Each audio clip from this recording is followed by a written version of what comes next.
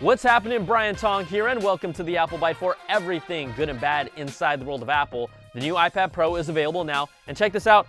I got the brand new spanking 12.9-inch model, and I gotta tell you, fast don't lie. Come on, it's easily Apple's fastest mobile device, and you can feel it. Look, I'm just like sliding through my comics like that. Boom. Moving through the apps like that. Boom, boom. Oh, let's go check out Twitter. Boom. Yeah, it is fast. Now, the new ProMotion screen lives up to the hype. Apple wasn't kidding when they called it buttery smooth. And if you're someone who has ever owned a previous iPad, you'll be able to instantly tell this is a different beast. Now, we just have to wait for the official release of iOS 11, but I'm more than happy with the new iPad Pro, and you should be too. In fact, new benchmark tests from Bare Feet show the new A10X-based iPad Pros may outperform the new 2017 MacBook Pros and 2016 models in some cases, based on Geekbench and GFX Bench tests. Now, the new iPad Pros can't top single-core processor performance. That's just not going to happen. But in their tests, the iPad Pros beat out the 2016 MacBook Pro in multi-core performance. Also, in Geekbench Metal GPU tests, the iPad Pros outperformed the 2017 and 2016 MacBook Pros. And in addition, the GFX Bench graphics test, the iPad Pros edged out both MacBook Pro models again. Now, this doesn't reflect true real-world performance, and the higher resolution displays on MacBook Pros also factor in. But the fact is that the new iPad Pros are even close, and in some cases outperforming MacBook Pros from this year and last year, shows that it's a beast of a device.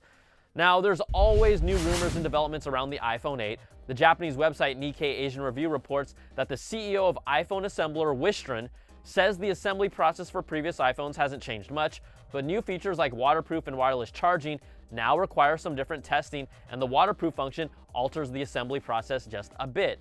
Those new features, yeah, not confirmed yet. Now, improved water resistance to an IP68 rating and wireless charging have been rumored for the new phones, but this could apply to both the flagship iPhone 8 and the updated iPhone 7s and 7s Plus models.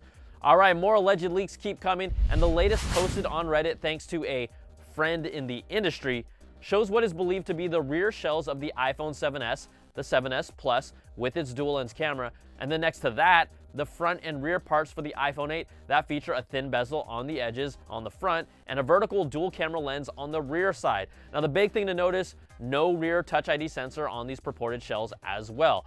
These parts match up with the latest concept renders from iDrop News, and as we put all the pieces together, it's getting more and more clear exactly how the 10th anniversary iPhone will look. Like, I'm pretty sure my 5-year-old nephew could draw it by now. Hi, Tyler. All right, another Nikkei report says Largon Precision, a well-known Apple component supplier, announced that it will be shipping 3D depth sensing lenses in the second half of 2017 for an unnamed company. I wonder who that could be for. Now, Largon supplies most of the rear camera lenses used for the iPhone 7 and 7 Plus, and these new lenses will help with face recognition capabilities to allow us to unlock our phone with our face, but another use could also be for augmented reality. Now, Apple showcased its AR kit at their WWDC keynote, and developers are finally showing some of their first cracks at it. Cody Brown showed off a demo using ARKit, Unity 3D, and the Widowmaker from Overwatch, and he told Motherboard it's more elegant to use, and he added one of the incredible aspects is how ARKit handles lighting adjustments in real time. You can see that here. Now, you can also find a bunch of these types of demo videos online to see what people are doing. The team from View AR shows how you can map objects to an environment, and they stay exactly in their place no matter where you go. But, come on, how about this Rainforest Garage by 8 Nights, where he torches this garage door to make a cutout, and what's behind it? A rainforest. I want to go there. Now, this is just the start of how people are learning to play with ARKit, and we can only expect some great stuff to come to us in the future.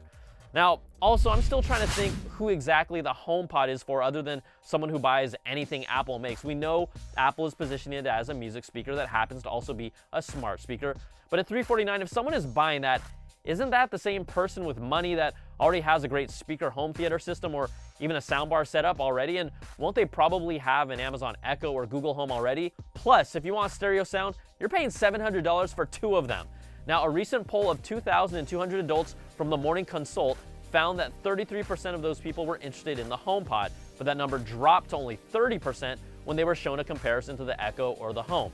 Now, among those surveyed who already owned Apple products, their initial interest was at 45% and then dropped to 40% after they were shown other competitors as well. Now, when it came down to it, 17% they would most likely buy the Echo, 11% said the cheaper Echo Dot. Google's Home was also at 11%, and only 9% said they would buy a HomePod. Now, 57% of respondents said price is very important when considering a smart speaker. You don't say. Now, we also asked for your WWDC keynote thoughts, and here are a few of Apple Byte Nation's responses. J. Rodolfo Rodriguez says, Brian, are you blind? It's a pineapple. Holy crap. Now that's worth $349. Mark Christopher emails us with, now that WWDC happened and we saw what iOS 11 is going to look like, I think this has made me finally want to go over to Android. I just don't see anything truly new with iOS. I mean, look at Control Center. What's up with that? iOS used to be clean and sophisticated. Now it's just the same thing, different day, and in my opinion, uglier.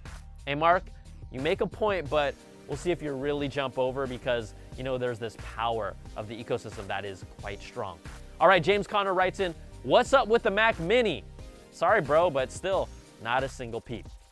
All right, that's it for this week's show. You can email us at theapplebite@cnet.com or tweet me at Brian Tong. But before we go, I just want to congratulate my Golden State Warriors for winning their second NBA World Championship in 2 years. Nothing but respect for LeBron and company, but the dub showed us all they are truly ultimate warriors. All right, thanks so much for watching. We'll catch y'all next time for another Bite of the Apple.